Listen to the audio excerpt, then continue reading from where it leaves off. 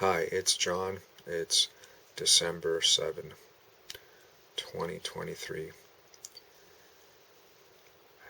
Here we are, more significant numbers, including all significant numbers that I've mentioned before. All of these I've mentioned in at least some of my previous videos in this series. And here we go again. This story I just saw on the news yesterday, on the 6th of December, and it was referencing a crash that happened the previous day, which was the 5th of December. By now you all know, well, for those of you who've seen my earlier videos, you know that I was born on the 12th of May, the 12th day of the 5th month in 1970. Now,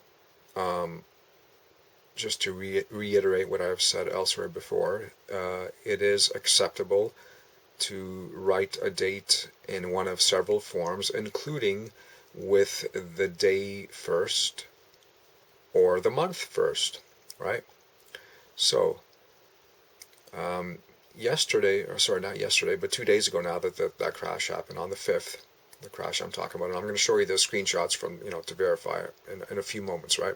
But first, since I have the sign up, I want to, explain the sign more, or just, reiterate, make it more clear, if it isn't already, especially for those who haven't seen some of my earlier videos.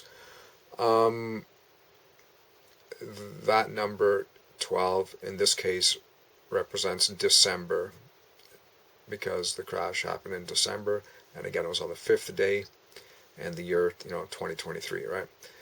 But it can also be seen to represent my birthday, right?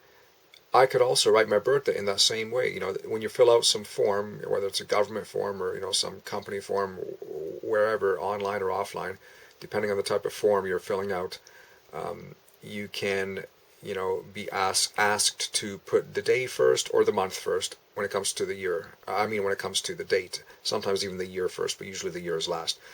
But as far as, putting the day first or the month first, it can go either way.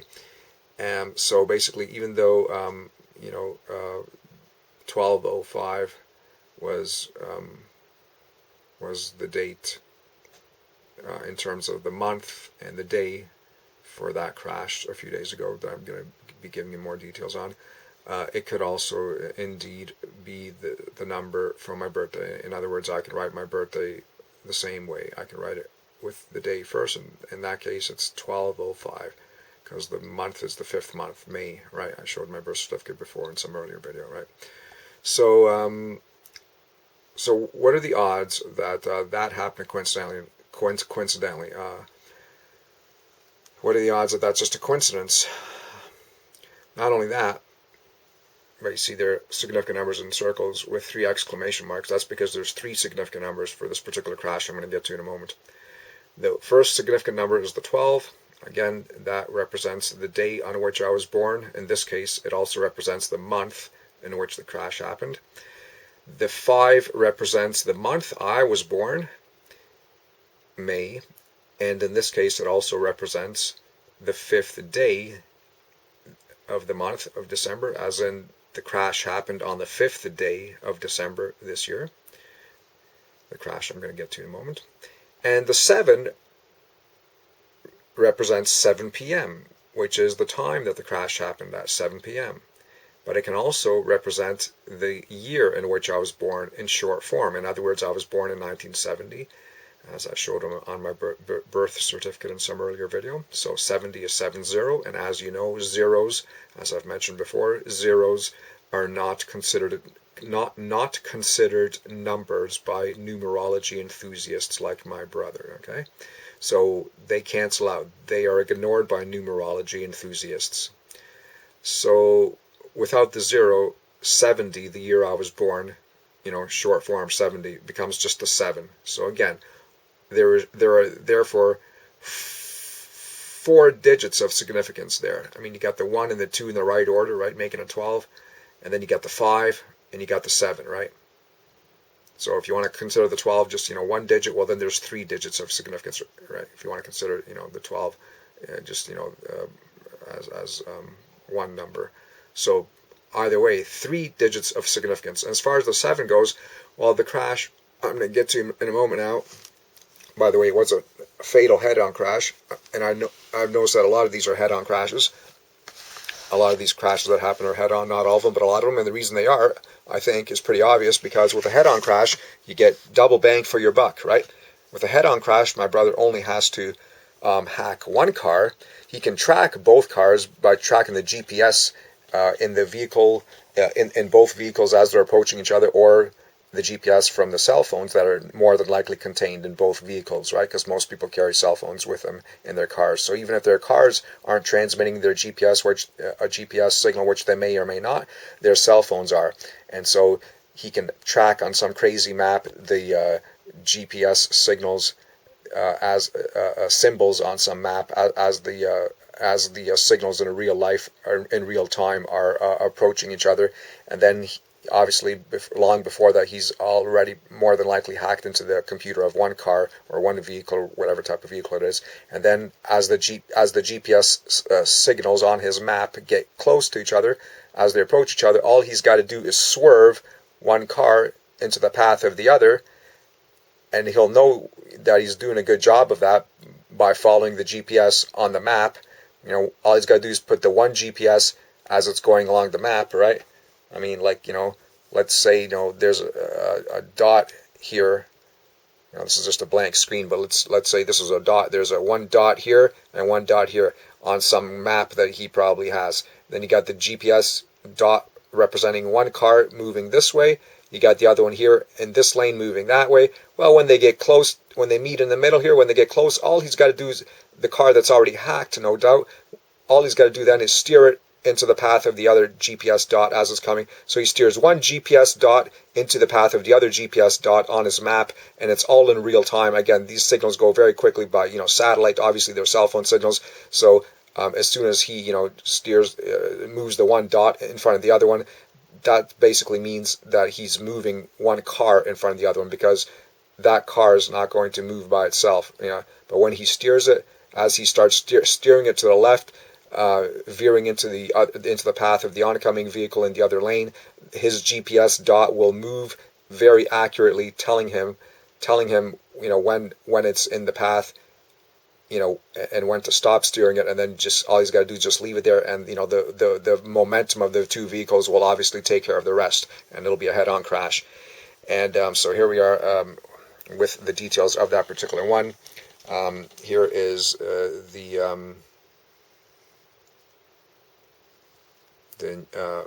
at the top there, the address bar. It's actually from a few different stories. I got screenshots. That I just showed you that address bar there, but it's also from CBC. CBC also did a story on it, but this one here, I'm just gonna show you the headline, right? So, 63-year-old man dead after SUV and transport truck collide near Norris Arms. So again, that's it's a head-on. May not say head-on there, but it did on the other one, and I'll show you the story where it says head-on in a moment. But here it says this story was posted Wednesday, December 6, 2023. Okay, well, the crash happened on a Tuesday, which was December 5, and I'm going to show you that right now. So here is the story now. This particular one, this particular shot is from I think, well, it's either the same it's either the same address bar or it's the CBC one. I got two of them. They're both on CBC. It's just and on Yahoo. But one of the CBC pages didn't say the day. It didn't say Wednesday. And like I said, a Wednesday on the previous page. And so I want to show you the Wednesday one because it's important, because here it tells you that the crash happened on a Tuesday here, and it did happen on Tuesday, but the story was posted on a Wednesday, right? And it showed the date like as December 6th, as I just showed you on the previous screenshot. It said Wednesday, December 6th, and that's important to remember that it's a Wednesday, because here it doesn't say December 5 that it happened. It just said the crash, like in other words, lower in the page, right, on that same page, right, because obviously I couldn't fit it all on one screenshot. So lower in the same page, it says the crash happened near Norris Arm, NL, Newfoundland, around 7 p.m. on Tuesday, okay?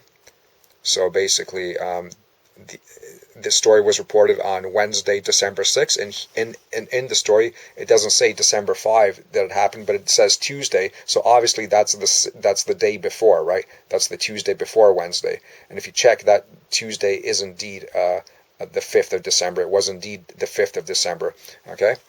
And again, it was a head-on crash. Okay, here it doesn't say head-on crash, but trust me, it was a head-on crash. I read it in one of the other stories. It was a head-on crash, and it was a head-on crash. Oh, here it is, right there. It says higher up here. It says there, head-on crash, right there. It was a head-on crash. Okay. And the other number that comes up here. Remember how I said before in several videos ago, I don't know, maybe 3, 4, 5, 10 videos ago, somewhere within the last 10 videos, I said that in the last 8 months or so, sometimes when my brother does his significant numbers, whether he's doing them for crashes or whether he's doing them for cell tower hacks, in the last 8 months, sometimes what he does is he changes his MO so that he's one off a significant number, right?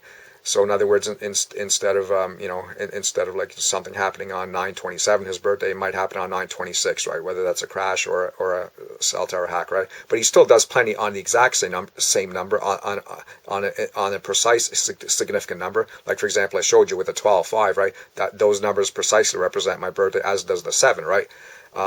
So he still does, a lot of them with the precise time, but other ones, he'll do significant digits that are significant except for one digit. It'll be off by one digit. Well, this comes up here again too, because look, this person here was 63, okay? The man who died was 63 years old. Well, this is only one digit off of 53, and by now we know the significance of 53 because I'm 53, and that couple who died in that Niagara Falls crash last week, or about 2 weeks ago now, in Niagara Falls, New York, that couple they were both 53, right? And I explained that in one of my previous videos. They were both 53, and I'm 53, and I believe that he picked them for that reason because they were 53, and I believe here he picked this guy because he was 63, okay? So this is just one digit off of 53, okay? Because if you add 1 to the 5, that just one digit to the 5 of 53, it becomes 63, okay?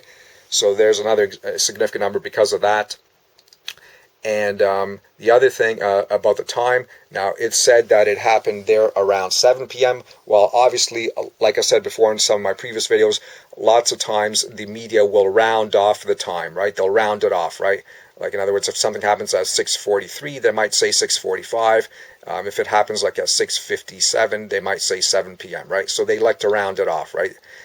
Lots of times they do. So obviously, the crash may have happened like, a few minutes before 7 or a few minutes after, and my brother, or it may have been exactly at 7. Either way, my brother would have known that as long as he was close to 7, that most media would report it as 7, right? So then the 7 would come up as a significant number, among all the other numbers. So there we are. So that's, with the 63, as I just explained, and the 12 and the 5 and the 7, that is 4 numbers of significance, okay? And also remember, this happened in NL, okay? In case some people forget what NL stands for, that stands for Newfoundland, okay?